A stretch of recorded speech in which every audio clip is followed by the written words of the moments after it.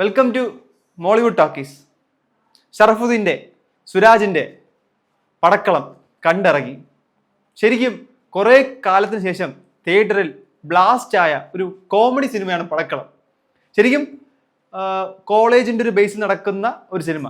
കുറേ കാലത്തിന് ശേഷം സുരാജ് ഒരു കോമഡി ക്യാരക്ടർ ചെയ്തു എന്നൊരു പ്രത്യേകതയും ഈ സിനിമയ്ക്കകത്തുണ്ട്. ഷറഫുദ്ദീൻ്റെ കാര്യം എടുത്തു പറയണം. പുള്ളിക്കാരൻ കിടിലം പെർഫോമൻസ് ആയിരുന്നു. ഇതിനകത്തൊരു ഒരുപാട് ഒരു സർപ്രൈസ് എലമെന്റ്സ് ഒക്കെ ഉണ്ട്. പക്ഷെ അത് ഇപ്പം റിവീൽ ചെയ്താൽ സ്പോയിലറാവും. തിയേറ്ററിനകത്ത് ഭയങ്കര ചിരിയും ബഹളവും.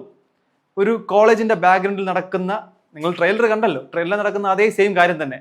ചെറിയൊരു പകിട സെറ്റപ്പ്, അതിനകത്തൊരു മാജിക്കൽ എലമെന്റ്, അതിലുണ്ടാകുന്ന പ്രശ്നങ്ങളും കാര്യങ്ങളും. 2 മണിക്കൂറേ ഉള്ളൂ പടം. പക്ഷേ 2 മണിക്കൂർ പോയതറിഞ്ഞില്ല. ചെന്നിരുന്നു.